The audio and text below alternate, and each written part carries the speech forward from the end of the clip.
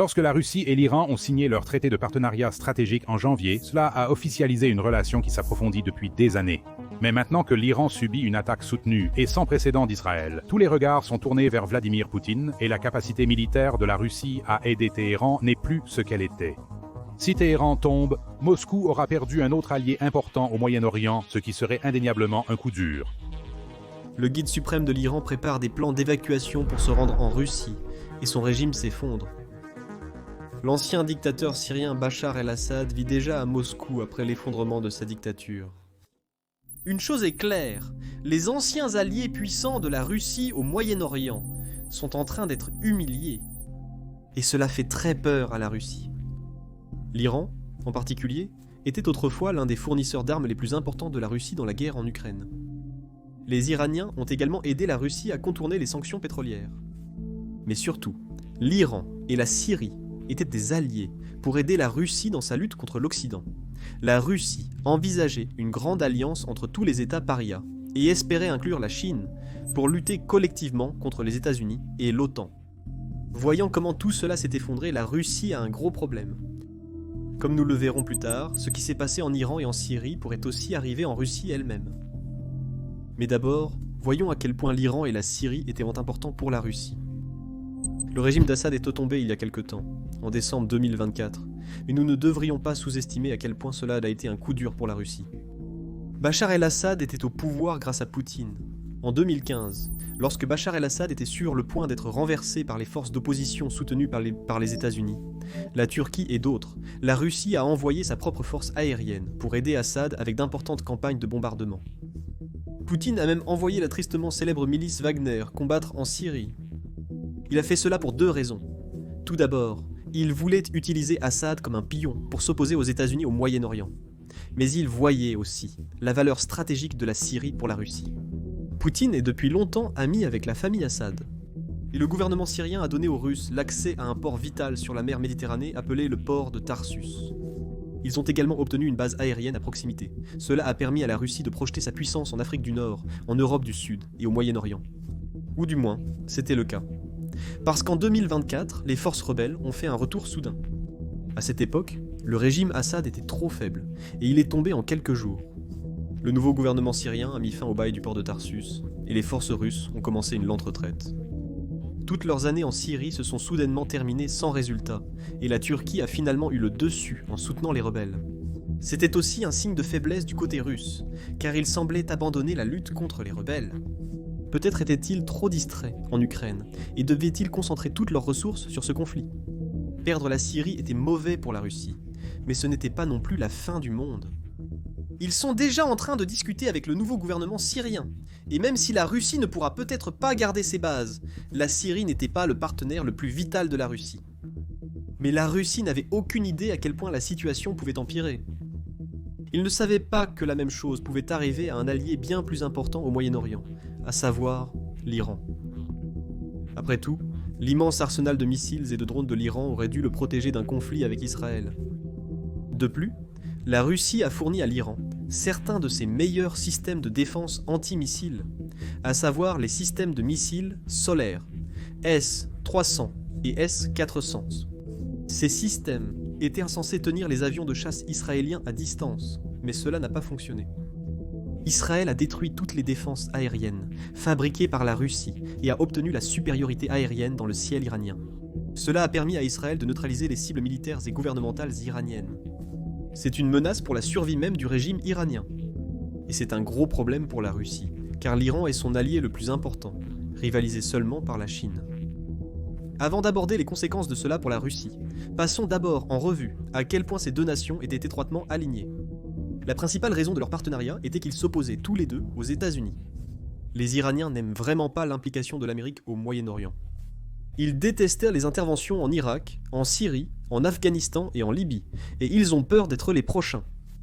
Mais surtout, ils détestent le soutien de l'Amérique à Israël. Au fil des années, l'Amérique a donné à Israël 228 milliards de dollars d'aide militaire. L'Iran et Israël sont des ennemis jurés, et le régime islamique en Iran veut qu'Israël disparaisse.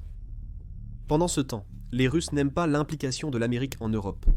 Poutine détestait l'expansion militaire de l'OTAN après la chute de l'Union soviétique. Récemment, il a essayé de l'arrêter avec l'invasion de l'Ukraine, mais cela a surtout échoué. Cependant, voyant à quel point ils étaient alignés, la Russie et l'Iran ont commencé à se soutenir mutuellement ces dernières années. Dans la guerre en Syrie dont nous avons parlé plus tôt, l'Iran et la Russie ont travaillé côte à côte pour soutenir Assad, tous deux ayant pour objectif de repousser l'Occident. La Russie a également aidé l'Iran à établir son programme nucléaire, en participant à la construction de la centrale nucléaire de Bushehr. Cela a permis de développer le programme nucléaire iranien, qui a ensuite enrichi de l'uranium à des niveaux bien supérieurs à ceux nécessaires à des fins civiles. Mais après l'invasion russe de l'Ukraine en 2022, la coopération s'est encore intensifiée. L'Iran a commencé à fournir une grande quantité de drones kamikazes Shahed à la Russie pour soutenir sa guerre en Ukraine.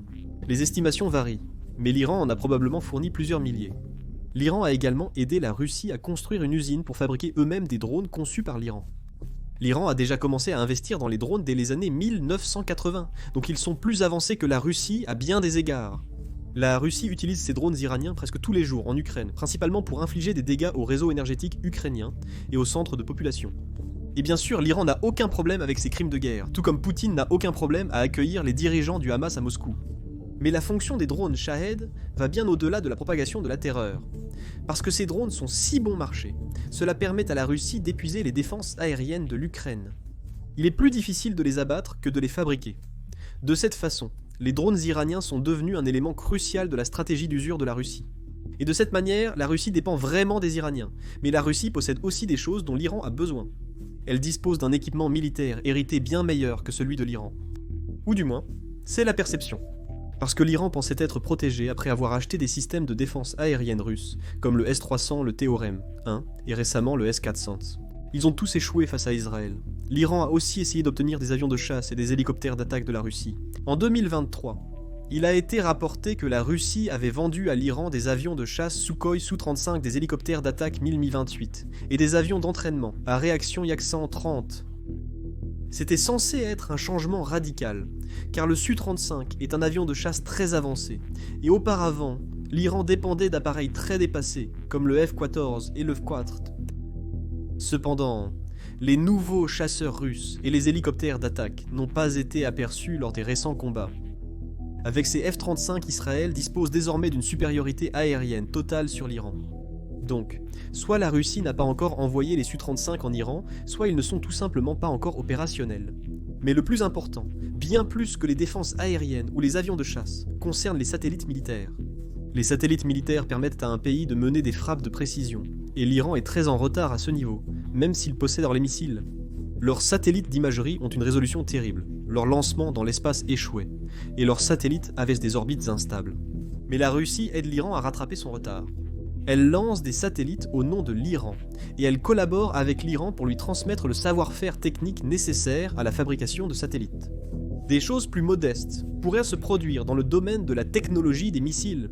L'Iran est un grand amateur de missiles, mais la Russie est meilleure pour les fabriquer, surtout en ce qui concerne les missiles balistiques et hypersoniques. La Russie pourrait partager ces technologies avec l'Iran sans que personne ne le sache vraiment. Maintenant, une théorie vraiment folle est que cela pourrait aussi être vrai pour les armes nucléaires, un domaine dans lequel la Russie est sans aucun doute experte. Que la Russie aide réellement l'Iran dans ce domaine n'est que pure spéculation, et ce serait un geste assez désespéré. Armes nucléaires ou non, la Russie et l'Iran se rapprochent, clairement.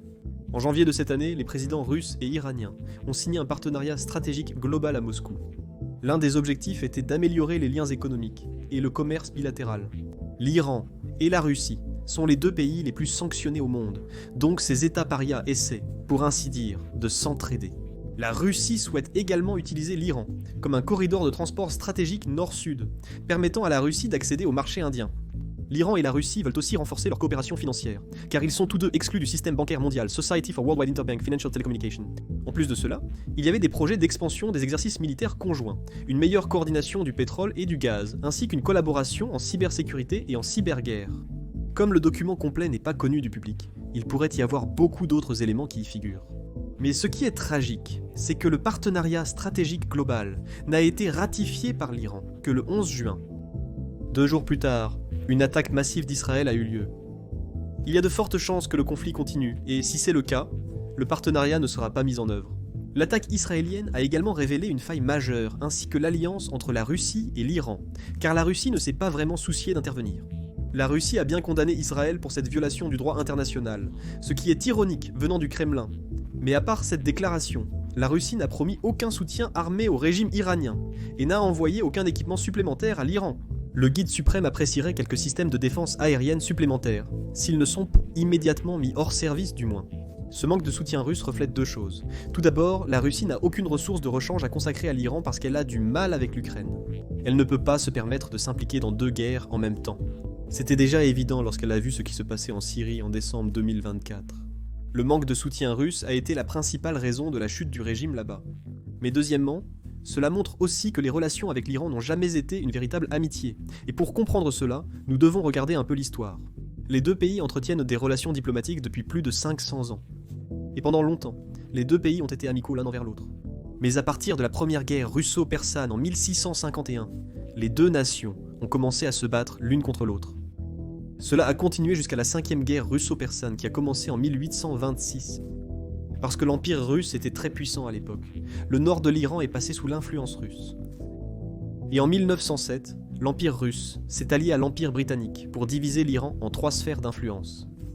La zone russe au nord, une zone neutre au centre, et la zone britannique au sud-est. C'était humiliant pour les Iraniens. Et plus tard, après le retrait temporaire des Russes, pendant la Révolution russe, les Soviétiques sont revenus en 1920 et ont occupé des parties du nord de l'Iran.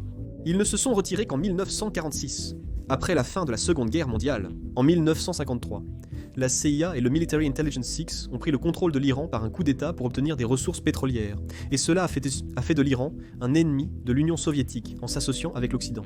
Après la révolution iranienne de 1979, qui a mis en place un nouveau régime islamique en Iran, les choses ne se sont pas vraiment améliorées.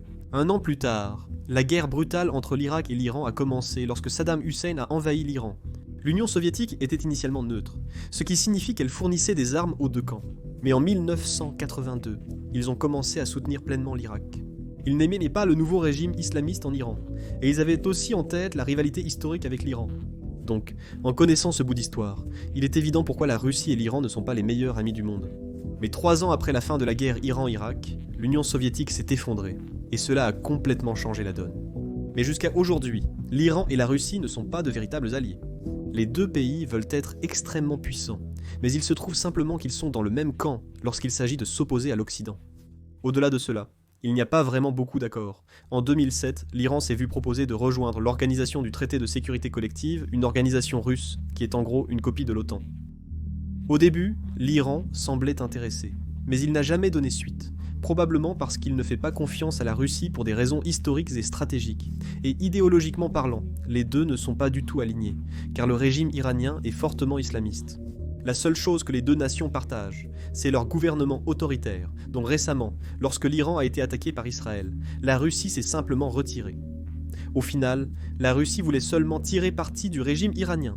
Elle n'avait aucun intérêt à le protéger réellement.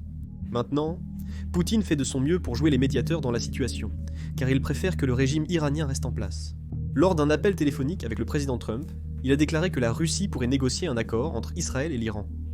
Il a même proposé de prendre l'uranium iranien en Russie, mais il s'agit là d'une nouvelle tentative de la Russie pour obtenir plus d'influence dans la région. Tout à coup, Poutine essaie de passer du statut de soutien au régime iranien à celui de faiseur de paix. Il veut que la Russie devienne un garant de la sécurité régionale. Mais Trump, il n'en veut pas. Il est donc probable que Poutine soit mis à l'écart au Moyen-Orient. Et les répercussions pourraient être énormes. La Russie essaie d'être une grande puissance avec de l'influence partout dans le monde. Mais être expulsé du Moyen-Orient réduirait le pays au mieux à une puissance régionale. Perdre la contrebande de pétrole iranien et le commerce via l'Iran nuirait encore davantage à l'économie russe. Et sans les drones iraniens, Poutine serait considérablement affaibli dans la guerre en Ukraine.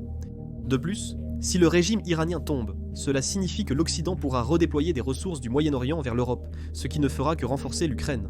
En parlant de la guerre en Ukraine, la différence entre la façon dont Israël agit en Iran et la façon dont la Russie agit en Ukraine en dit long. En gros, cela montre comment l'alliance soutenue par les États-Unis se comporte face à l'alliance des États parias. La Russie combat l'Ukraine depuis plusieurs années avec très peu de progrès. Mais en quelques jours, Israël a paralysé de nombreuses parties de l'armée iranienne. La Russie perd énormément d'appareils en Ukraine, Mais Israël peut opérer librement dans le ciel iranien pour bombarder des cibles sans perdre un seul avion de chasse jusqu'à présent. La Russie n'arrive pas à cibler Zelensky et ses commandants militaires, mais Israël a réussi à éliminer le haut commandement du corps des gardiens de la révolution islamique, et la liste de comparaisons de ce genre continue encore et encore.